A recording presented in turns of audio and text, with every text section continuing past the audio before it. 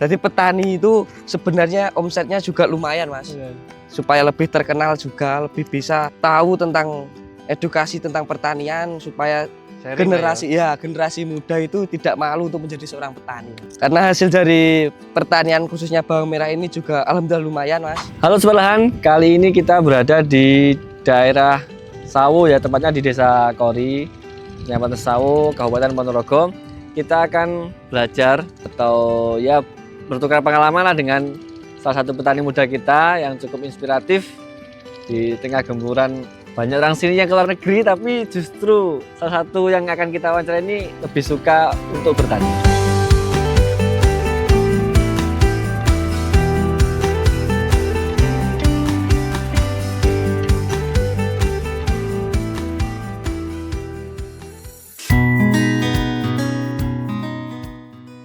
Nama saya Bidin.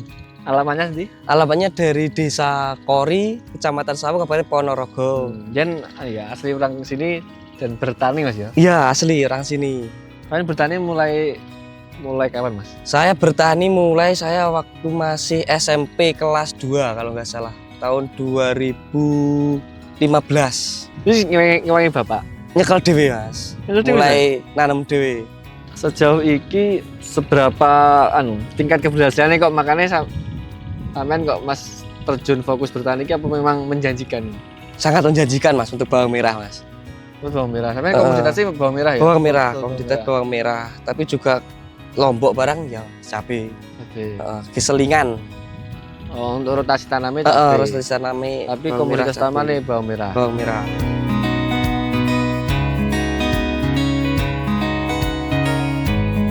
Langsung aja Mas, kan fokusnya hari ini di cuaca saat ini kan cukup ekstrim ya. Lek siangnya panas, moro-moro bengi bae hujan sangat lebat. Setahu saya ini sangat rawan terhadap kesehatan bawang merah terutama ya. Itu gimana Mas sampean tipe mulai dari awal? Tipnya itu Mas. Yang pertama itu dari pengolahan lahan dulu. Sebelum kita tanam harus kita olah dulu lahannya, dilihat pH-nya. Terus kalau bisa kita stabilkan pH di angka 6-7 Mas pH-nya. Terus aplikasikannya itu yang pertama pakai kapur, dolomit, terus kohe yang fermentasi, sama ini Mas, asam humat, Humigro.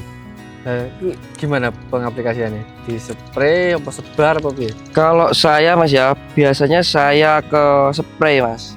Oh, spray ke tanah dulu, ke lahannya dulu. Terus dilihat nanti kalau bisa memungkinkan nanti dicampur sama pupuknya Mas. Lebih cepat Mas. Kalau di spray itu lebih cepat terurainya Mas. Oh gitu. Kalau ditabur atau dikocor itu susah Mas, terurainya susah. Kalau di spray kan lebih cepat. Setelah lalu terus pengaplikasiannya efisien. Cepat juga terus lebih enak. Itu setelahan. Jadi di musim hujan ini kayaknya penting pencegahan terhadap cuaca ekstrim dengan aplikasi pupuk asam humat. Mas Bidin pakai Humigro ini, kemudian Dolomit juga, karena tujuannya menetralkan pH tanah. pH-nya netral, otomatis tanaman ini bisa maksimal nyerap nutrisi yang ada di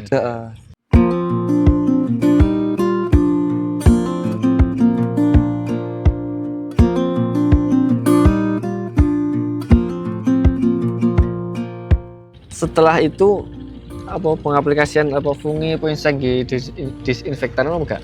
Iya, tetap menetralkan lahan. Pakai Mas. Itu setelah tanam malah aku Mas. Pakai pokoknya sebelum tanam itu tanai dari kalen Mas lagi. Dari kalen ini dinaikkan, terus dikasih dolomit, dikasih kohe, terus dilutari dulu, dibajak itu Mas. Terus baru di spray pakai asam humat. Setelah itu baru tanam. Jadi tadi sampai ini menekankan asam humat, masih penting Mas ya di kesuburan tanah ini. Penting Mas, asam humat itu penting untuk kesuburan tanah Mas. Soalnya kalau pH-nya drop, itu yang bisa menyentol ben stabil lagi kan asam humat itu Mas. Terutama itu ini ben tanah ini netral, sehat. Benar. Ketika ditanami ya tanamannya akan tumbuh dengan baik nih ya. Iya bener Mas. Ini meminimalisir serangan penyakit. Kalau misalnya tanah sehat kan otomatis gampang Kalau penyakit, orang ya. di ini bilang kan lekar loh Mas, buler. Oh boleh. Heeh. Kayaknya tak lihat ada Mas buler ini. Kayak ini Mas ya. Ya, ini buler Mas karena memang cuacanya di sini agak ekstrim. Tadi malam juga hujan lebat Mas ini. Nah, Mas, nutrisi Betul. Mas. Kayak ada tips tertentu nggak sebagai pencegahan ya? Nutrisi apa sih sampai aplikasikan ben tanaman ini sehat dan ora gampang kena penyakit. Ya jeneng kena penyakit kok otomatis solusi terakhir tetap gawe fungi toh. Heeh. Tapi sebelum itu nutrisi apa aja sih? Lek untuk nutrisi Mas ya, nutrisi ku kalau saya cuma sedikit aja Mas. Itu cuma kayak kalsium. Yang penting kalsiumnya kuat. Terus kalau saya pakai mereknya Mordenfol sama Premino Mas untuk nutrisi pertumbuhannya. Oh.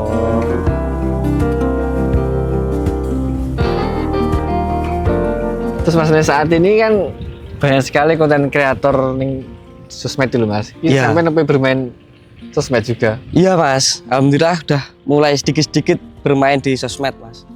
Tujuannya apa Mas? Tujuannya untuk lebih memperkenalkan bahwasanya petani muda itu tidak semua penghasilan yang kecil. Ya. Iya. Jadi petani itu sebenarnya omsetnya juga lumayan Mas. Supaya lebih terkenal juga, lebih bisa tahu tentang edukasi tentang pertanian supaya generasi muda itu tidak malu untuk menjadi seorang petani Mas. Gitu. Karena nggak ada alasannya anak muda itu malu tentang pertanian. Heeh. Karena hasil dari pertanian khususnya bawang merah ini juga alhamdulillah lumayan Mas. Ketika harga juga baik itu wah bisa dirasakan itu. Tanaman cepat lah intinya Mas ini. Kalau harapan ke Mas di tanaman sekarang ini bagaimana Mas? Kalau harapan saya semoga ya tanamannya itu bagus, subur, terus umbinya juga besar. Dan yang terutama itu Mas harganya juga tinggi juga itu biar bagus Mas. Banyak tonasenya Tonasenya juga banyak, bagus. harganya Sekarang juga berapa bagus. harga jual sekarang? Untuk harga jual sekarang itu di kisaran 20.000 ke atas Mas ini. 20.000 ya? Iya, Jadi dengan 20.000 petani? ke atas. Dari petani itu kalau sudah kering 20.000 ke atas. Tapi kalau dari lahan jual di lahan itu sekitar 17 sampai 19.000.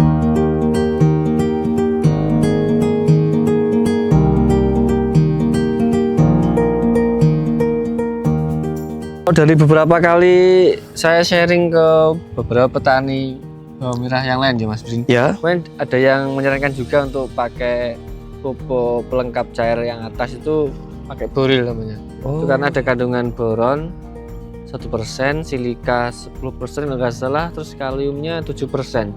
Jadi fungsinya ini memperkokoh daun. Aplikasi ini di sekitar umur 2 bulan ke atas. Oh. Dan salah satu pemacu untuk proses generatif. Ya memacu stimulasi untuk pembesaran umbi juga bagus. Katanya petani ngono sih. Petani kemarin waktu di Nganjuk juga ada yang pakai boril itu. Oke sobat lahan, para generasi muda bertani itu juga cukup menjanjikan, apalagi bertani bawang merah Mas Yo. Ya betul. Jadi setiap 2 bulan sekali bisa panen.